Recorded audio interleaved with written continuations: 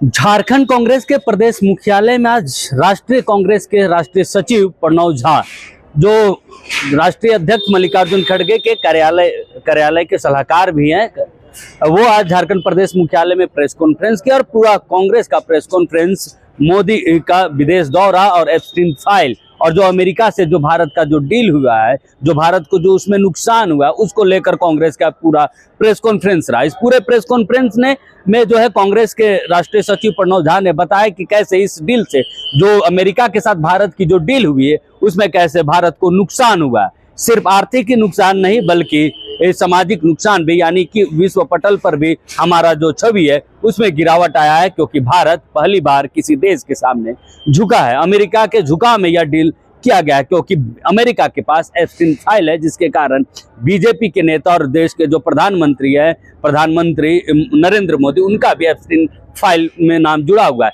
जिसके कारण यह डील हुई है। तो कहीं ना कहीं भारत झुककर अमेरिका के सामने डील किया और एक तरफ भारत पर टैरिफ 18% लगाया गया, जो पहले 3% हुआ करता था।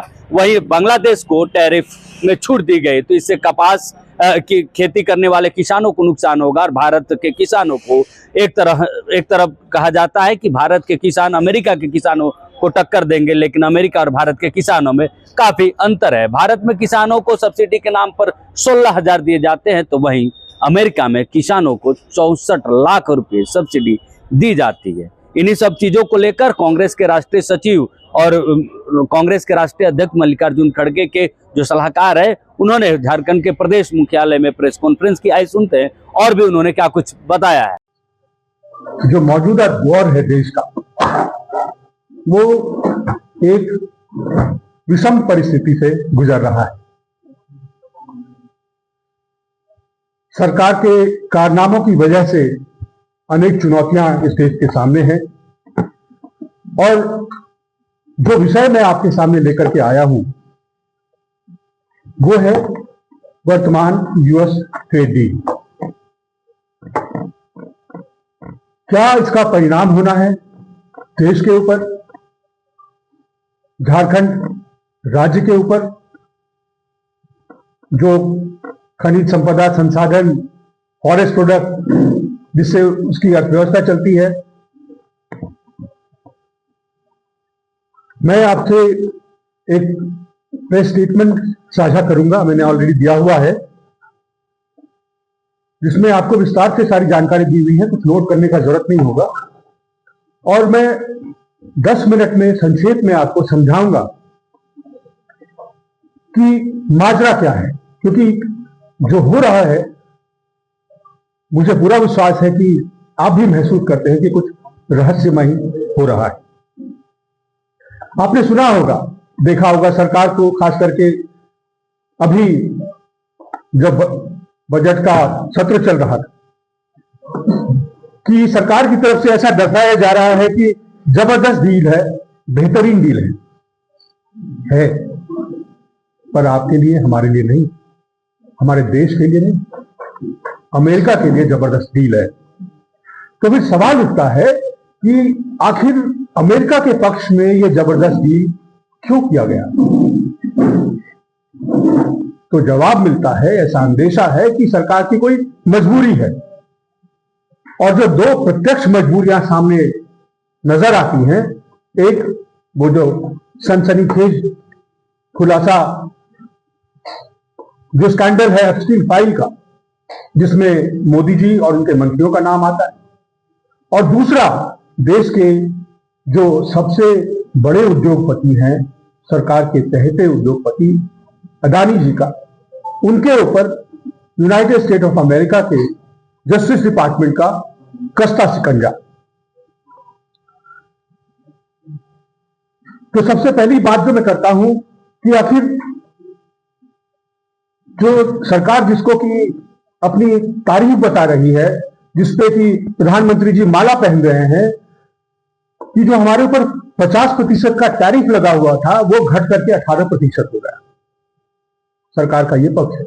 सरकार आपसे ये नहीं बताती कि ये टैरिफ पहले 3% था भारत के, 3 से बढ़कर 18% हुआ, अर्थात अब जो टैरिफ है वो 6 गुना बढ़ गया है। तो क्या इसकी खुशी मनाई जानी चाहिए? इसके अलावा जो नुकसान होगा भारत को, वो पहला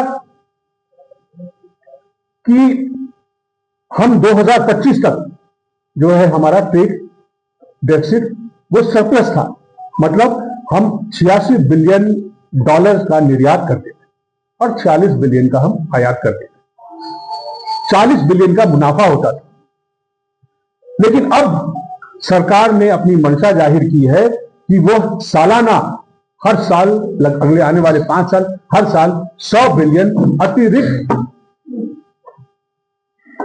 जो आयात वो अमेरिका को करेगा, जिससे कि हमारा ट्रेड डेफिसिट जहां अब हम सरप्लस में थे, वो आने वाले सालों में वो बढ़ जाएगा। खरीदता था वो हमसे नहीं खरीदेगा तो अमेरिका से खरीदेगा, हमारे लोग कहां जाएंगे? क्या आप इस स्थिति की परिकल्पना कर सकते हैं कि क्या हाहाकार होगा, कि क्या मारकाट होगा, कहां जाएंगे लोग, कौन उनकी सुरक्षा करेगा? क्या सरकार की जिम्मेवारी नहीं है? इसी तरह से इंडस्ट्री को लेकर के मशीनरी खरीदने को सरकार ने कह दिया, कोकिंग कोल खरीदने को कह दिया। कोकिंग कोल तो हमारे यहाँ उसका उत्पादन होता है, यहाँ से निर्यात होता है, अन्य राज्य खरीदते हैं। अगर अमेरिका से वो अच्छी गुणवत्ता का और सस्ता मिलेगा तो यहाँ से कौन खरीदेगा? किसका नुकसान होगा? राज्य को राजस्व कहाँ से आएगा?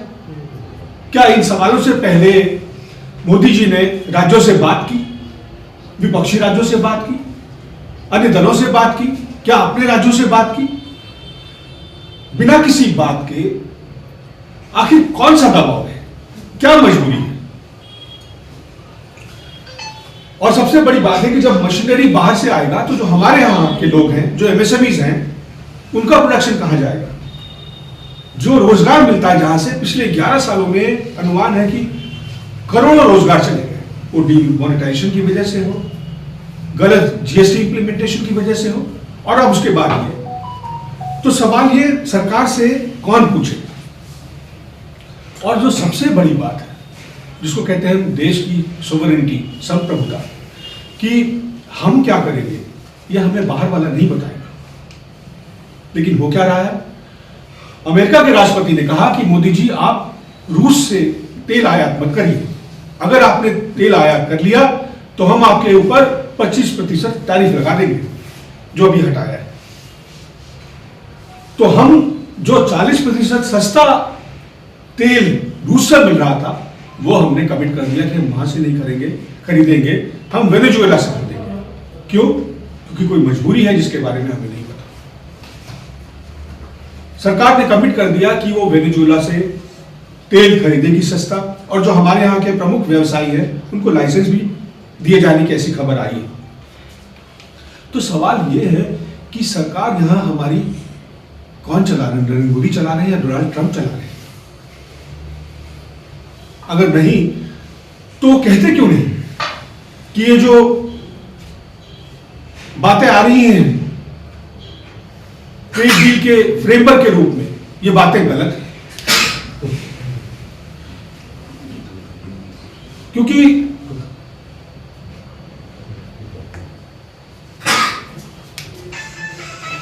जब से ये एप्सिल फाइल की बात आई है, उसमें मंत्री हरदीप पुरी की बात आई है, उसके बाद से पूरी सरकार जैसे सत्ते में, और उन मेल के माध्यम से जो बातें आई, जिसमें जिक्र किया कि मोदी जी की एप्स्टीन की सलाह पर मोदी जी ट्रंप से मुलाकात हुई, फिर वो इजराइल गए, वहां जाके ही sang एंड डांस, वहां जाके वो नाचे गाए, इंग्लिश में उन्होंने कहा है। तो इन सब से जो है बड़े सवाल होते हैं। और सबसे बड़ी बात कि जब राष्ट्रपति के अभिभाषण पर नेता प्रतिपक्ष लोकसभा में राहुल गांधी जी इन सवालों को देश के सर्वोच्च मंच पार्लियामेंट में उठाना चाहते थे, तो पूरी सरकार जैसे बिलबिला गई, बौखला गई। एडजर्नमेंट पर एडजर्नमेंट, 3 दिन 4 दिन संसद को चलने नहीं दिया। आखिर क्या ऐसी बात थी? क्यों छुपना चाहते? क्या छुपाना चाहते? प्रधानमंत्री जी, एक शौचालय का भी अगर उद्घाटन करना होता है तो किसी और को नहीं कहते, खुद जाते हैं। रेल को झंडी दिखानी होती है तो मंत्री को रोक देते हैं, कहते कि मैं करूंगा। और पुल और सड़क की तो बात छोड़ दीजिए, रोज कहीं ना कहीं भाषण दे रहे होते हैं, रोज विपक्ष को कोस रहे होते हैं। कल भी असम में थे, कल भी वहां की दुर्दशा के लिए आज 10 साल के बाद वो कांग्रेस को दोष दे रहे हैं। क्यों अपना मुंह नहीं खोल पा रहे हैं? ट्रंप की बात पर क्यों जवाब नहीं दे पा रहे हैं? ट्रेड डील के ऊपर क्यों छुपते फिर रहे हैं? सरकार क्यों सकते में है? क्या छुपाया जा रहा है?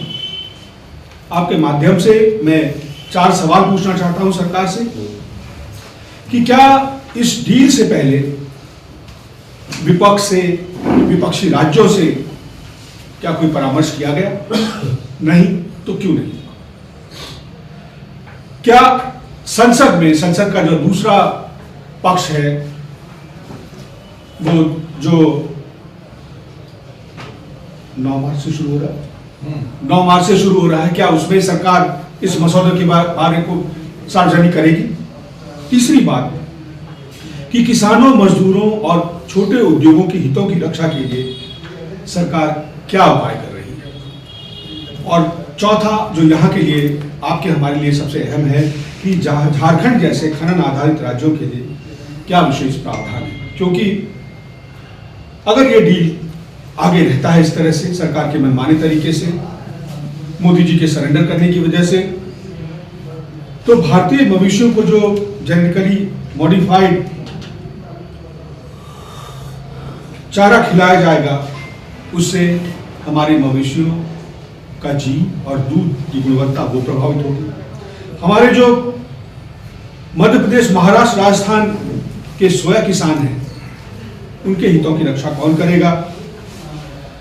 अगर आप अमेरिकी उत्पादों का इंपोर्ट बढ़ा रहे हैं, अगर उन्हें आप खुली छूट दे रहे हैं, अगर आप उनको 0 टैरिफ दे रहे हैं, जो कि पिछले दिनों 100% होता था, 100% को आपने 0 कर दिया और माला पहन रहे हैं, मतलब शर्म आनी चाहिए। तो उससे जो हमारे उद्योगों की तबाही होगी, जो घरेलू इंडस्ट्रीज हैं वो बंद हो, जो बेरोजगारी है उसको आप कैसे रोकेंगे?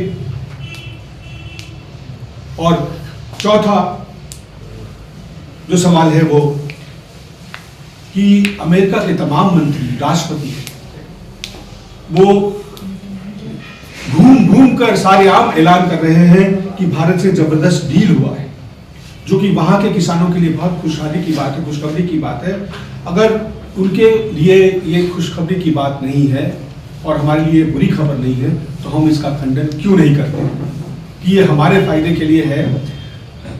और कैसे ये हमारे फायदे के लिए क्यों नहीं बताते? क्यों सरकार मौन है? मैं आपसे अनुरोध करूंगा कि महत्वपूर्ण प्रश्नों को आप जनता के बीच ले जाएं, इन्हें प्रमुखता से दिखाएं। आप सबका बहुत बहुत धन्यवाद। आपके सवाल को सांसद हैं निशिकांत दुबे, झारखंड के सरकार रखते हैं, उन्होंने भी गांधी परिवार को लेकर, देश के पहले प्रधानमंत्री को लेकर सदन में ही कुछ किताबों को कोट किया था। उसके बाद और भी कई सारी चीजें बात उन्होंने सदन में ही कही। उन्होंने कहा है कि जो है अपने निधि से वो इसको लेकर कांग्रेस का जो रवैया रहा है, कांग्रेस की जो नीति है, उसको लेकर एक लाइब्रेरी बनाएंगे। बड़ी अच्छी बात है और मैं अनुरोध करूंगा झारखंड की जनता से कि कुछ किताबें उनको भेज दें और जब लाइब्रेरी बनाए तो वहाँ उनका बायोडेटा लगाएं और बायोडेटा में उनका डिग्री दुरुस्त करके लगा लें।